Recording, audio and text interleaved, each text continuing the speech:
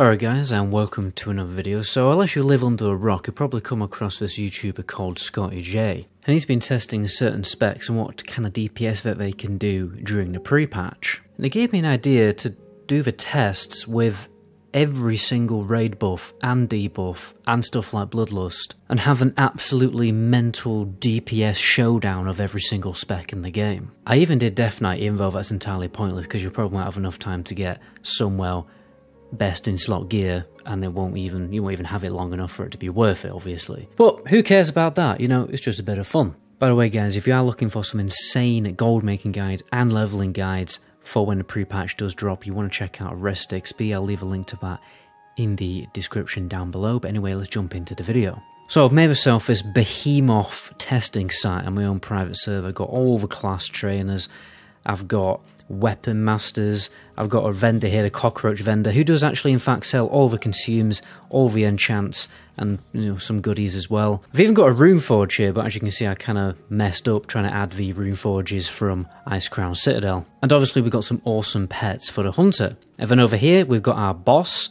I've got a little cheeky macro here that permanently stuns it so it won't provide any issue for us. And we're going to absolutely unload everything we've got into this boss. If I press this button here, as you can see, it's going to buff me with absolutely everything that you can possibly get buffed by. And then if I press this button here, it provides all the debuffs, things like armor reduction. We got that one cheekily from a hunter pet because it just lasts longer than Rupture. We got trauma, bleed damage, blood frenzy, curse of elements, and improved scorch, everything. As a very quick disclaimer guys, you'll probably have to pump more than I am in these videos because I'm not an expert at playing every single spec in the game, and I don't have weak auras to track everything like buffs and debuffs to absolutely perfect my rotation. I just use need to know now and again, which is a crappy add-on. Anyway guys, these are the results. Let's start with the most pointless one first for Death Knight. So Blood peaked at 3,500 and tapered off to more of a 3k average. I did actually put that Blood Death Knight in armor penetration gear as well. And Holy Death Knight peaked at 3,900 and then tapered off to 3,400, and I did use everything I possibly could to snapshot, the gargoyle to increase its damage. And then Frostspec peaked at 3,800, but its average was a bit less than that, because the stain damage a little bit less than Unholy, it was at 3,000. Now moving on to the Warlock. First of all, we have the Affliction Warlock. So Affliction peaked at 3,800, and didn't really drop that much because it's got great sustained damage, the Affliction Warlock, to 3,400. It's important to note that the Affliction Warlock does more DPS in the Execute phase, and I didn't put the boss in the Execute phase. And the same goes with Demonology Warlock, it will do more damage in the Execute phase. So Demonology peaked at 2,800 and then tapered off to 2,500. And then Destruction, interestingly, 3,800, and then its average was 3,400. It's important to note that Destro is very bursty. It will, if I did the test for longer than 1 minute, the DPS probably would have tapered off even less, meaning the average DPS would have gone down and down. Shadow Priest now, it peaked at 3k.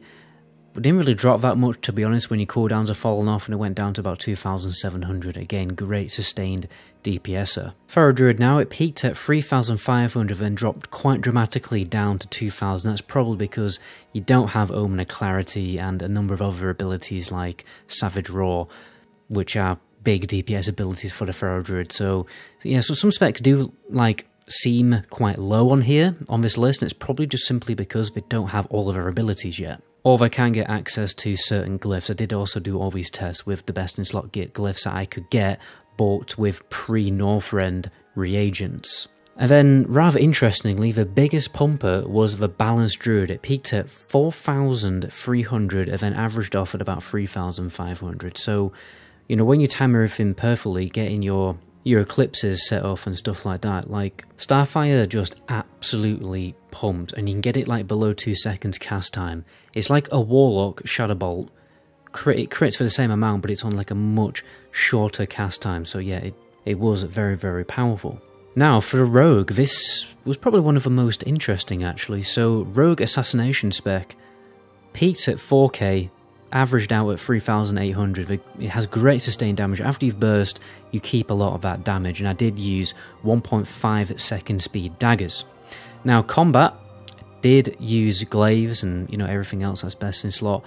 Peaked at 3,900, then went off further down to 3,500. So if you're feeling bad about not having your glaives yet, then don't worry. Just get those daggers for free and then absolutely pump in the pre-patch. Retribution, unfortunately, wasn't very impressive. It peaked at 2,500, but it didn't really drop that much after you've bursted.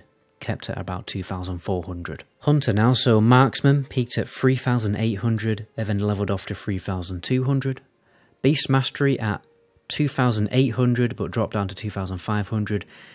Survival 2,600 and then more like 2,300, though I have to admit I don't think I'm playing Survival very well. Did try my best with all the like trap weaving and everything like that, but you definitely need weak auras to track everything when you're playing Survival, so you can probably pump that a bit harder. Elemental Shaman peaked at 2,600, leveled off to 2,400. Enhancement Shaman pumped a little more, 2,900, but then went off down to 2,700. And now we have the Warrior, so first of all the Arm Spec, peaked at 2,700, leveled off to 2,400. Now Fury Spec, I did Fury Spec with Glaives, that peaked at 3,200 and then went down to 2,900, but when I played Fury with Titan's Grip, with two of the best in slot two-handed weapons from Sunwell, it was a little bit more DPS, 3,300, but then it went down more severely to 2,700. So they probably are fairly equal, because obviously there's probably a lot of RNG involved with that. Lastly, we have the Mage. Now the Mage is going to be another big pumper caster in the pre-patch. So Fire peaked at 4,100 and leveled off to 3,300. Then you've got the Arcane Mage. Now, Arcane Mage went up to 4k and then leveled off to 3,200. Mana is a severe issue here, obviously, because it's an Arcane Mage. So when you're doing the rotation in a mana-conserving way, yeah, you'll float between 3,200 and 3,500. If you go all out, you'll bump up to 4k.